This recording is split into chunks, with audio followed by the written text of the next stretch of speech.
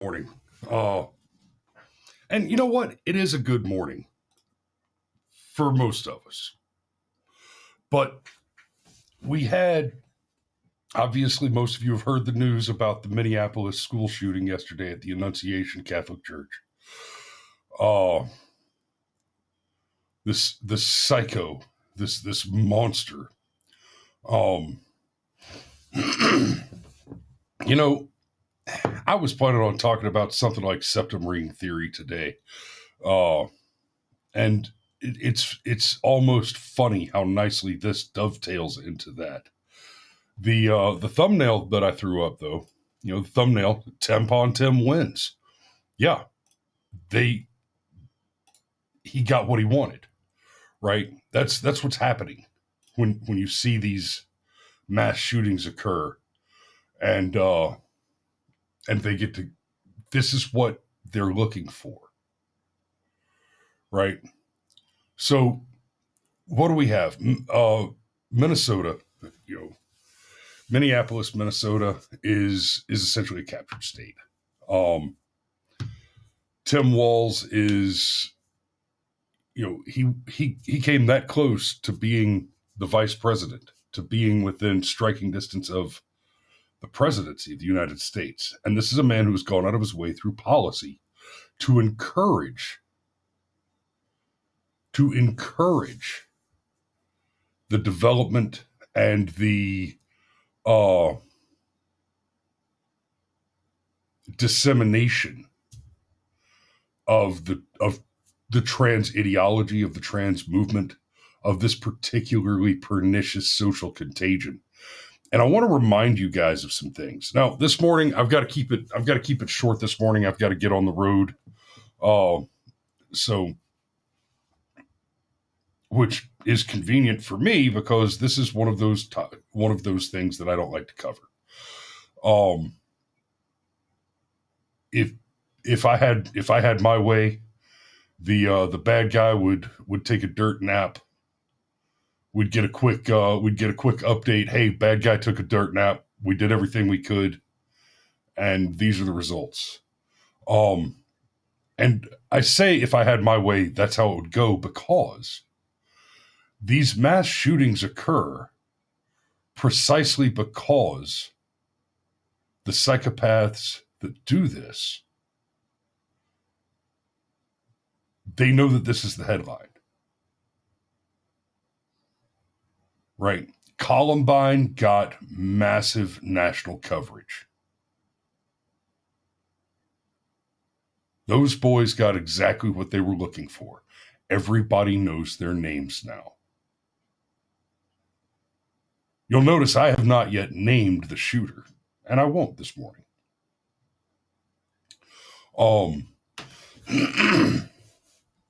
Patrick says, had a chance to see some of the manifesto YouTube videos before they were removed. Completely insane monster. I didn't get a chance to see them. I didn't get a chance to see those. Some of my guys shared links, and of course, as soon as the links were shared, they were nuked. And I was busy yesterday. I was running around, running errands, handling business. Medical in the morning stuff. But I've had time to look over some of the responses and things like that. One that I thought was particularly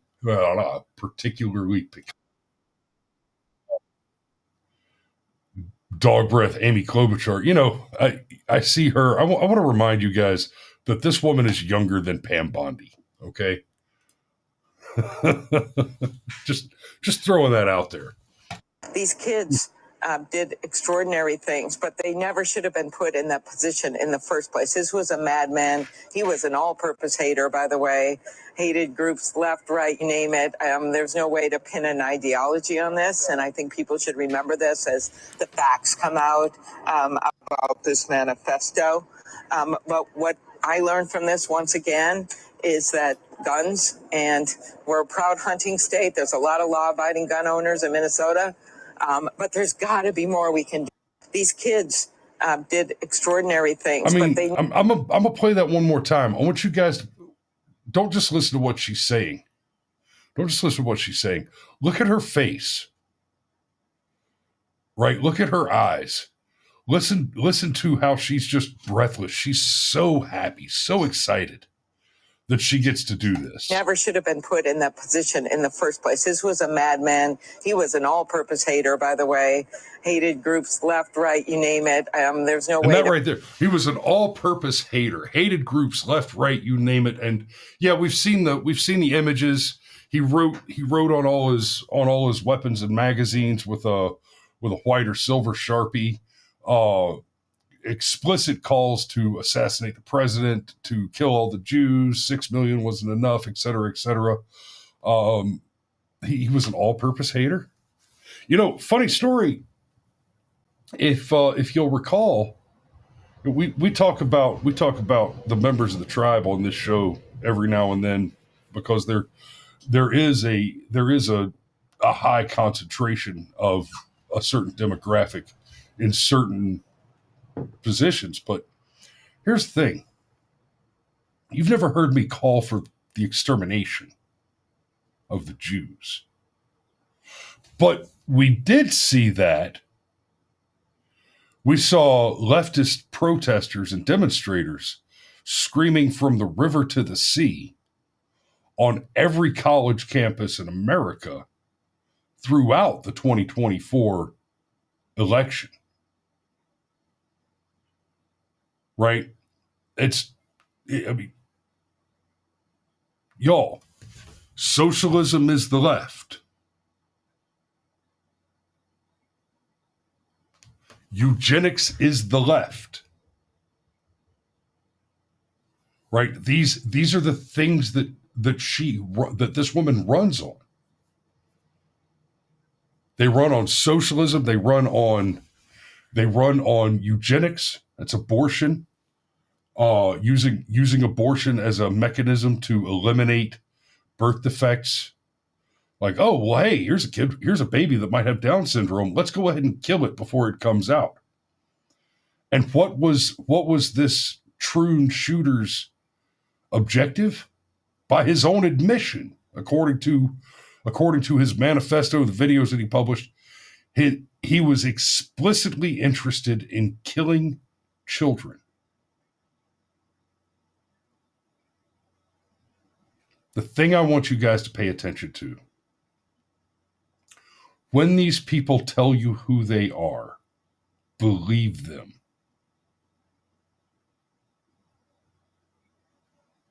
We've talked about this before. Early in the whole trans ideology movement, back in the 2010, 2012, 14 area, before Trump's first election, there was a massive movement by transgender activists to have gender dysphoria and transgenderism removed from the DSM-5, right? It's still in the DSM. It's still in the diagnostic and statistical manual of mental disorders, right? And that's important. That's important to know, but it's also important to understand that there was a mass movement to try and have this removed from the document until the activist organizational lawyers said, hold on a second, hold up, wait a minute. If you have it removed from the DSM-5, if you actually make it a policy position, the transgenderism and gender dysphoria are not mental illness, are not diagnosable conditions, then you won't be able to get the free money. Right? If you get transgenderism, gender dysphoria stricken from the DSM-5, and it's no longer a diagnostical and statistical significant category, that shuts down your claims. That shuts down your protected civil liberties groups. That shuts down your victimhood status. It shuts down your free government money. And I say, okay, yeah. Well then, I mean, it is clearly and painfully performative. The Alex says the only question we should be asking after one of these is which of the plethora of suicidal ideation causing drugs was this person taking? And we and Alex, that's a great one. We've talked about the SSRIs. We live in a country right now where, I mean, drugs. We have a drug problem, and it's not a there's too much crack cocaine on the streets problem. It's there's too many pharmaceutical commercials on the air problem. We've seen that more than half of women who identify as very liberal are currently taking pharmaceutical remedies for mental health problems, right? We've seen trends like various types of depression drugs or mental focus drugs, et cetera. Essentially, amphetamines being used and referred to as mommy's little helper, right? We're affluent, not even housewives so much as trophy home inhabitants get to drop off some kids and then watch TV all day while the staff works, and they got to have their drugs. How many of our children in public schools right now are being given Adderall or something of the sort, ADHD drugs? Essentially, hey, you're too hard. You're too difficult. Children are difficult because they're interested. They want to be interested in things. They want to explore things. They don't want to sit at a desk for 5-6 hours a day, right? We homeschool. Okay, here's the assignment. Get it done, right? Get it done, little battle. And then grab your rifle and go shoot some squirrels. Go plink some tin cans, right? I drink a lot of coffee. The coffee I drink comes in metal cans. They're hanging up in the woods back there, and little man goes and shoots them with his BB gun. Because a kid doesn't want to sit at a desk and stare at a piece of paper or a tablet or a book, right? If your kid is staring at a tablet all day, staring at a TV all day, whether they're in the house or they're in a public school, if they're staring at a media all day, every day, they go and read a textbook for 5-6 hours a day. Recess has been abolished in most places across the United States, especially. And then they come home and they watch brain mush garbage cartoons for the rest of the day. Your child is broken.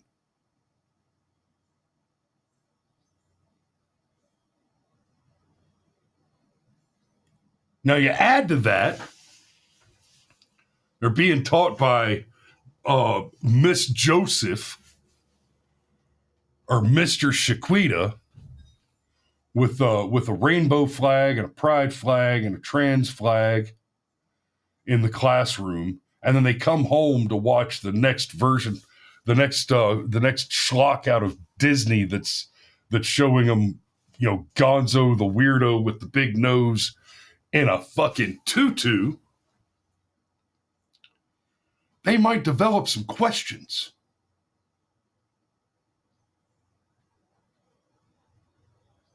And this is where you get to the crux of why we've seen so many trans shooters in the past couple of years. Do you understand what insanity is? Right, we've all heard the old saw. Trying to do the same thing over and over and over again and expecting the same results and expecting a different result. That's the definition of insanity. It's not.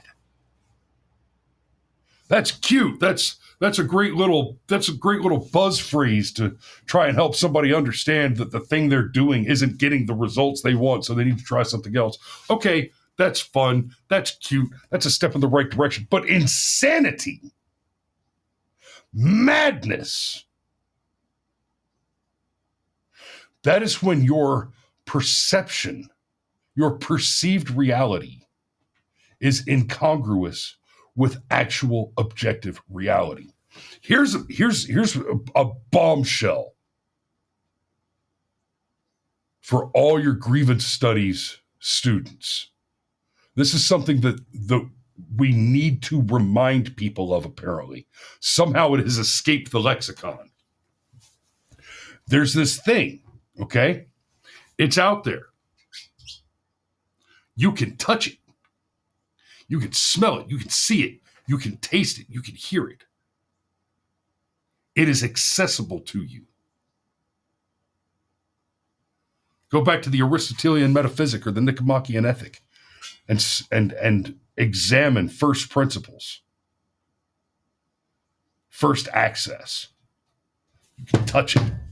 It's real. You can taste it. You can smell it. It's reality. Objective, immutable reality.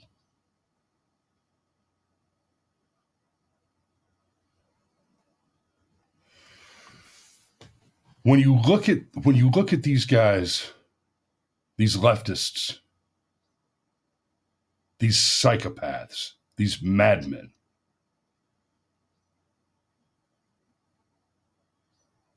and they're becoming violent, here is what has happened. We were all sitting in the cave, staring at the play of shadow puppets on the wall. Not reality. Right? That television, that black mirror that you put your eyeballs into, that is the wall in the cave. The sunlight shines in behind you, people pass back and forth by the opening, and what you see is a two-dimensional representation devoid of color and contrast and detail, a shadow puppet play on a flat blank wall, and you never turn around and look behind you, let alone leave the cave, as a whole world dances behind you, and you see a mere muted, barely sepia tone, poor representation of what reality is. And that is your entire understanding of the objective world. When you get out of the cave, when you leave the cave, and the brilliance and the blinding light of reality informs you to what is accessible,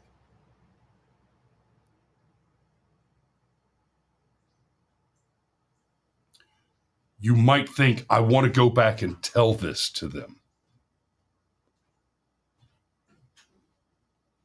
But if you've read the allegory of the cave, you know, and we see it play out plainly. This is how shootings like the Annunciation Catholic Church shooting happen. When you go back and you attempt to tell the people who have not seen it what reality is, guys, there's more. There's a whole world out there. And it's beautiful. As soon as you try to break their illusion, they become violent.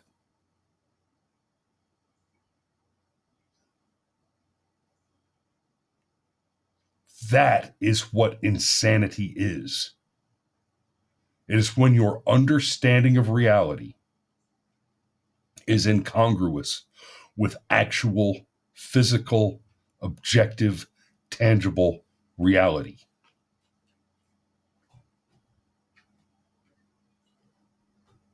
It's one thing to say that a person believes that a man can become a woman. It is another thing entirely to believe that. And that line between the liars, who are liars for the convenience of political expedience, and true believers, is where dangerous psychopathy roots and develops dangerous monsters of the sort that we saw murdering children yesterday. And I don't recommend that you go and look for the videos from the guy. If you want to, I get it. They're disturbing. They're of very little value unless you're actually engaged in doing the analysis and understanding what happened, and getting, unless you have a mechanism through which you're going to make use of that information, like me having a conversation with you guys this morning about the formation of this psychosis. Just don't waste your time with it. But I'll tell you, one of the things that is a repeated theme in those videos and throughout his manifesto is that it wasn't just about, for him, it wasn't just about getting his name in the papers. It wasn't just about doing something evil. He said repeatedly and explicitly that the thing that he wanted was to kill children. And he even goes into detail in his planning about where can I find the highest number of children with the lowest number of parents and teachers so that I can kill as many children as possible. Like this goon was an absolute monster.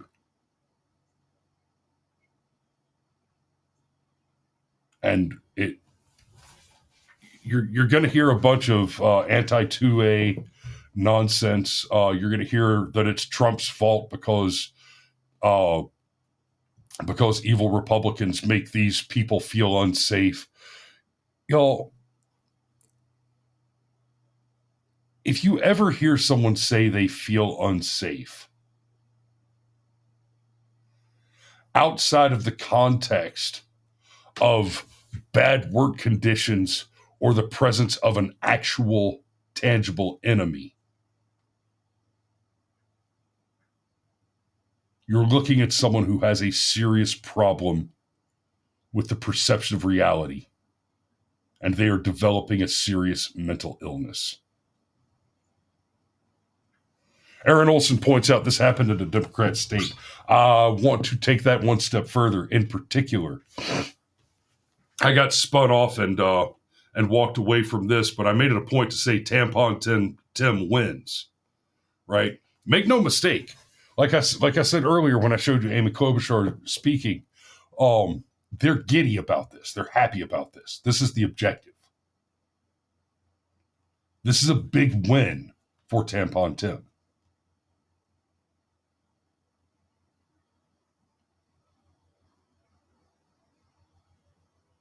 Because remember, we're also talking about the same people who are currently championing the reduction in global population. And they're doing it through the extermination of children, primarily via Planned Parenthood, but this fits their agenda nicely as well, and the sterilization of the kids they fail to kill.